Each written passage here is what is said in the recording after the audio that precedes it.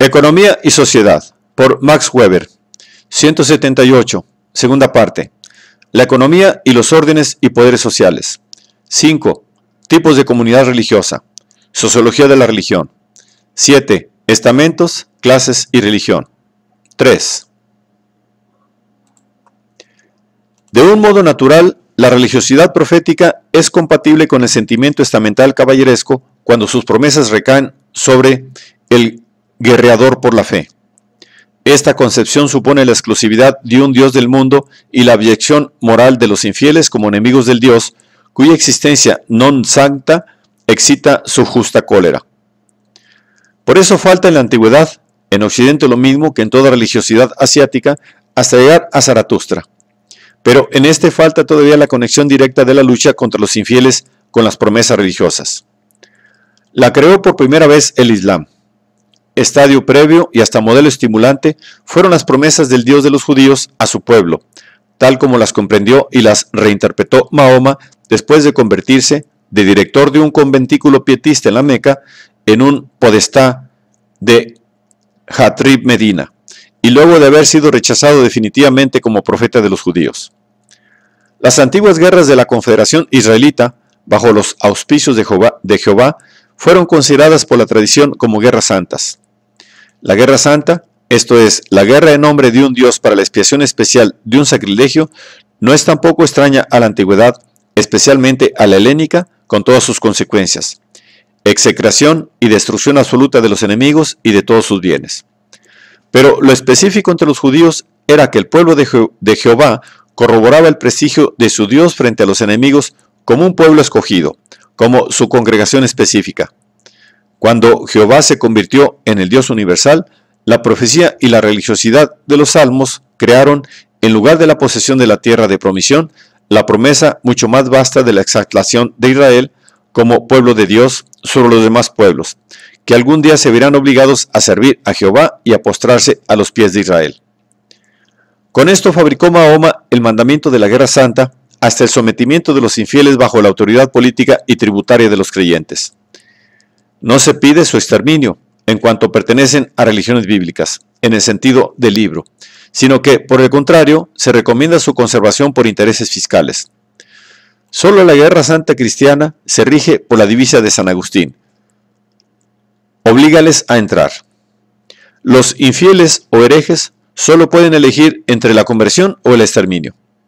La guerra santa de los mahometanos, más todavía que la de los cruzados, a quienes el Papa Urbano no olvidó tampoco de advertirles la necesidad de expansión para adquirir feudos para su descendencia, por serlo de modo más expreso, fue una empresa orientada esencialmente en intereses rentísticos feudales para conquistar tierras de señorío.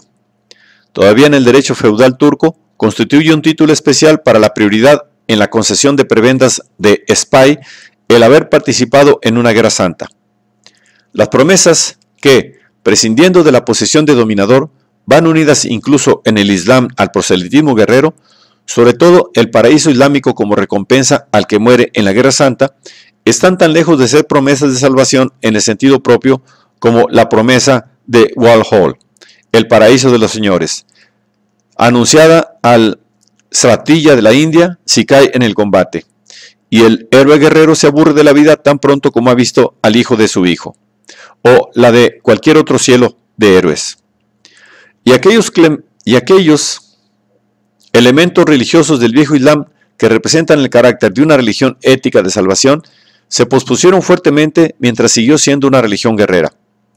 La religiosidad de las órdenes de caballería, con caballeros célibes, especialmente los de los templarios, que se crearon por primera vez en las cruzadas contra el Islam y que corresponden a las órdenes guerreras musulmanas, lo mismo que el Sikhs de la India, nacido de la fusión de ideas islámicas con un hinduismo en sus principios muy pacifista, y que la persecución llevó a que convirtiera en ideal la lucha implacable por la fe, y finalmente la de los monjes budistas guerreros del Japón, que en algunos momentos tuvieron una gran significación política, solo de un modo formal tenían algo que ver con una religiosidad de salvación.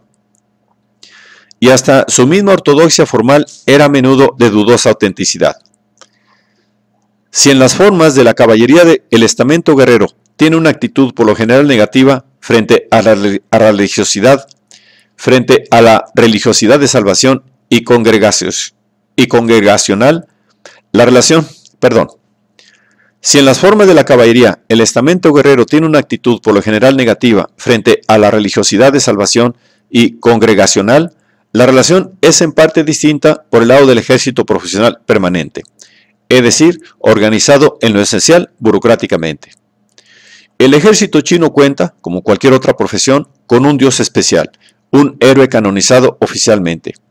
Y la apasionada actitud del ejército bizantino en favor de los iconoclastas no nació de algo así como principios puritanos, sino únicamente de la actitud adoptada por sus provincias de reclutamiento muy influidas por el Islam. Pero en el ejército romano del imperio desempeñó un papel muy importante a partir del siglo II.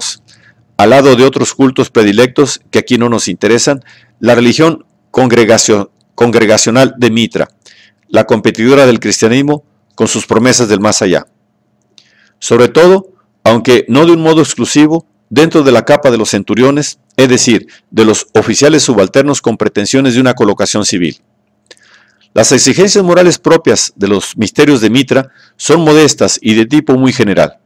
Es esencialmente una religión ritual de pureza exclusivamente masculina. Las mujeres están excluidas, en aguda contraposición con el cristianismo. Una de las doctrinas de salvación más masculinas, con una gradación jerárquica de consagraciones y rangos religiosos, también en oposición al cristianismo y que no era exclusiva en cuanto a la participación en otros cultos y misterios, caso no infrecuente, y protegida por esto por los emperadores, desde Cómodo, que fue el primero en consagrarse, algo así como cuando los reyes de Prusia se hicieron miembros de las logias, hasta su último entusiasta representante, Juliano. Junto a las promesas del más acá, que también en este caso, como siempre, iban unidas a las del más allá, representó un papel en la fuerza atractiva que este culto ejerció sobre los oficiales el carácter esencialmente mágico sacramental de la dispensa de la gracia y el ascenso jerárquico en las consagraciones.